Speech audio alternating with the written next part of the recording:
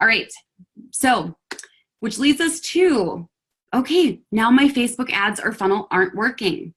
So now that you know the industry averages and what you should be looking for in terms of the data, what happens when something's not working? So maybe you have your client's funnel that they've already built out or that they give you, and you turn on the Facebook ads.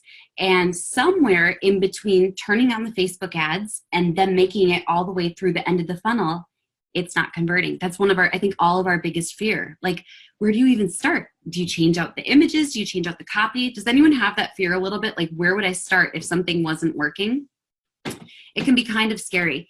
So I'm going to show you guys exactly how to identify and isolate the leaks using data. Now, here's the thing. It's really easy to get emotional. I'll be totally honest with you guys. I'm a very, very emotional person. I'm more emotional than data driven. And so when a campaign isn't working, it's very easy for any one of us to kind of like get overwhelmed and feel like I'm just failing and I don't know what to do. But what I want you guys to realize, and this was one of the best pieces of advice I ever got from someone who is in the inner circle. He said, when a funnel or a Facebook ad isn't converting, you're just a percentage away. You know, you're just a tweak away. It's just percentages. And that to me was like this massive weight off my chest, realizing, oh my gosh, that's so true. It's not me failing. There's a breakdown in the percentages. So this was a huge realization for me. And I didn't realize that it just came down to looking at the data and identifying at what point in the funnel or the Facebook ad is it not hitting the mark. At what point am I falling below the industry averages? So you have to get really factual and look at what the actual numbers are showing you. I can show you guys, I'll dive into my Facebook ad manager in just a second again to show you guys an example of a campaign that is and is not performing. But here's what you need to look at when something isn't converting. So the first thing that I do is versus starting on the left, which is the lightweight data, I start on the right now, and I'm going to say, okay, your goal is purchases. Let's take a look and let's start to dive backwards until we find what that leak is. But you're going to look at, in the opposite order, CPM, link clicks, the conversion and opt-in, the order form, and the purchases. Now, what I mean by looking at it backwards is you're going to say, okay, we're not getting purchases. We're sending traffic to this funnel and we're not getting purchases. So something isn't working there. Let's dive backwards and see where we're losing people. Are we losing people from the order form to purchases? Or is no one making it from the order form to an actual purchase? If so, the issue is the order form. Guess what? It's not you, but now you can point your client in the right direction and say, hey, your order form isn't converting. There could be an issue with your code. It could be that hideous video that you have up at the top that scares everyone away. It could be that big flashing, red button that could be a little more subdued and maybe blue because it's more trustworthy. So you're going to go backwards through their funnel first and take a look at that. And when you get to your Facebook ads, the biggest thing that you need to look at is, are you getting link clicks? What is that click-through rate? If you're getting a click-through rate of at least 1 to 2%, but people aren't opting in, there's the breakdown. Do you see that? So it's from the link click, they're converting to the page, but then they stop right there. So something on that landing page is holding them up. This is why I actually love doing one of two things. Either I like to build the funnels for the Facebook ads that I send traffic to, or I like partnering with the top funnel builders. Now, if you're someone who builds funnels in Elite, you should say like, either I want to run Facebook ads to my own funnels because I love them, or partner with people in Elite or in the Click. If you're in the Click, partner with Click people, because what you're going to want to do is say, hey, you build great funnels. I want to send great traffic to your great funnels because now we have both elements in place. If you're someone who runs Facebook ads and you're sending traffic to funnels that don't convert, it is so discouraging. I've seen it take quality marketers out of the game where they're like, I've lost my confidence. And I'm like, of course you have. You're sending traffic to really bad funnels. And then I'll hop into their ads account and take a look. And we've got, 2+% click-through rates. It's the right audience. It's the right, copy and creative. It's on point. but then on the landing page, there's something really funky that's happening and people aren't converting. So this is a huge part of the process, but connecting with someone else who builds quality funnels or who runs great traffic will literally save your sanity. Does everyone kind of get that? Like, it's huge. Okay, so one of the things that I do if I am working with Facebook ads, I start with the Facebook ads. And I'm going to look at, okay, who am I targeting? What is the copy? Does the copy sound similar to the funnel? And has anyone ever noticed when there's like, or okay, let me back up 1 second. Have you ever been scrolling through your feed and you see a Facebook ad and you click on it and something happens when you get to the landing page where you say, something feels really different than what I just clicked on, and why am I on this page? Anyone ever experienced that? And you're like, I don't understand why I'm on this landing page. I thought the ad was something totally different. This is one of my favorite places to fix a leak in a campaign. And this is to transform the copy to sound similar or to mirror the landing page. I actually sometimes will take the copy straight from the landing page and change up the copy so that the copy in the Facebook ads are almost identical to the copy on the landing pages. It's a great way to instantly troubleshoot that opt-in rate. Then I'm going to look even further into the funnel stats. And as I'm diving into the funnel stats, I'm going to work with my client and say, in every single step, here's where we can improve things. But we look at every single step and we say, here's the biggest drop-off. And you can see the drop-offs. Like you guys just saw in my ClickFunnels account, there was a massive drop-off from 504 people who opted in to 1 sale. That's a pretty big indication that there's not something that's aligning. So if you were to see that in your client's account, you could say, oh my goodness, there's a massive breakdown right here. So we have to take a look at what comes right after the opt-in because we're losing everybody. That's where that hole in the bucket is. Now, if it is your ads, has anyone ever had ads where you're not getting any clicks? People aren't engaging with the ads. You're like, oh my gosh, I'm paying $6 a link click.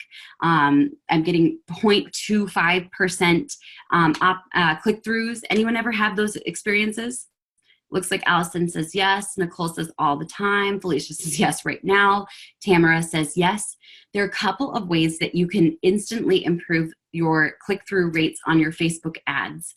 So one of my favorite ways to do this is to switch any videos into graphics. There's a reason I teach with the 3-tier Facebook ad campaigns that tier 1 is video, right? So tier 1, your goal is video views, your goal is impressions, your goal is just to touch people a little bit lightly. And then we move to the next tier. The reason that I don't use video views or a video as my call to action is because I have discovered that for the most part, Facebook videos have the lowest click-through rates on ads. This is almost completely across the board. There are occasional anomalies, but if my goal is to get traffic to my funnel or my client's funnel, I'm not going to use a video. A graphic, a still graphic is going to be your best way to get traffic to your landing page. Makes a huge difference. Anyone having an aha with that? Because I know I see a lot of people running videos and they're like, how come I'm not getting clicks through to my website? Here's why, you guys. So when you have a video in your feed, what you're expecting someone to do is to, number 1, click play. Number 2, watch the video. And then number 3, still have the attention span to know to go back up into the copy and click through to the funnel. When you have a graphic, it just gets people to stop. And then they're like, okay, stop. Now I'm going to read the copy. So your goal with the graphic is to get them to stop and read the copy, and then they click the CTA. And that's one way to almost immediately increase your click-through rate. And what I mean by CTA, if anyone is wondering, CTA stands for call to action. The golden Facebook ad copy that you have within Elite is going to show you the perfect ad copy. And you'll notice that all of the swipe files in Elite 2.0 are very similar. Almost all of them have the golden ad copy as what is kind of like a base for them. There's a reason for it because it increases your link click-throughs. It's huge. So that was a big aha for me. Another one is if you're not getting great cost per mil and you're not getting a great click-through rate and maybe your ad campaigns aren't spending, you might be targeting an audience that's too small. Anyone ever experienced that? Like you're targeting a really small audience, maybe it's 10,000, maybe it's 5,000, and you're like, why am I not getting it? Basically, what Facebook wants is the ability to have the biggest audience possible to put the ads in front of. Think of it as like there's inventory. And let's say, for example, I'm a mom. I'm 29. I lease my car and I rent my house. And a whole bunch of people are all bidding for moms who are 29 who lease their car and rent their house. Well, if everyone is targeting me, then that means that there's other people that are less expensive to reach. So if everyone's going for the same audience, Facebook has to raise the price for that audience. So the bigger the audience is, not completely, but if you make it a bigger audience, now Facebook says we have so much more inventory of people than just moms who are 29 who lease and rent. So if you're able to use like lookalike audiences, now you've increased the size of your audience and there's tons more people you can put your ads in front of that could be qualified. And Facebook is able to say, yep, I can get this in front of more people because you didn't limit who my audience was. Anyone have an aha with that? That was a huge one for me when I realized, oh my gosh, smaller is not necessarily better. Sometimes mid-size is better and sometimes bigger audiences can actually be really helpful. The great thing about Facebook, you guys, it's this brilliant data machine. Basically, Facebook is just analyzing all of our data all the time, right? Like, is anyone sick of the word data? Sorry, I'll try not to use that. There's been so much data talk. Ugh.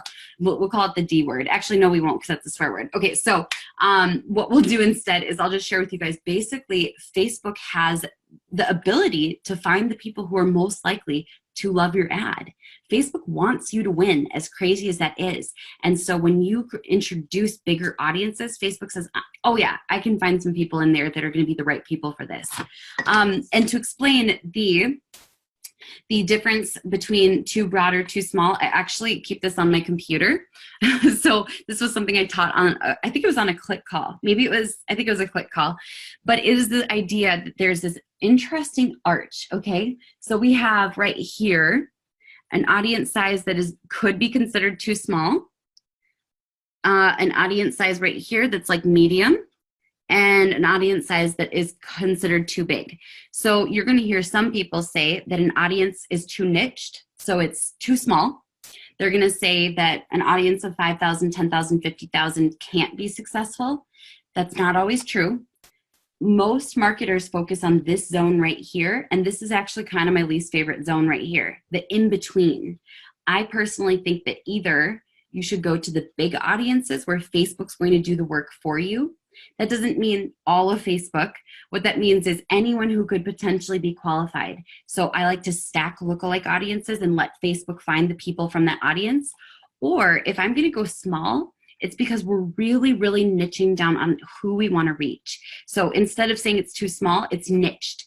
Now what that means is the funnel has to match that niche. So if I said I want to reach stay-at-home moms in the Philippines, and that's my goal, my funnel better reflect that I'm trying to reach stay-at-home moms in the Philippines.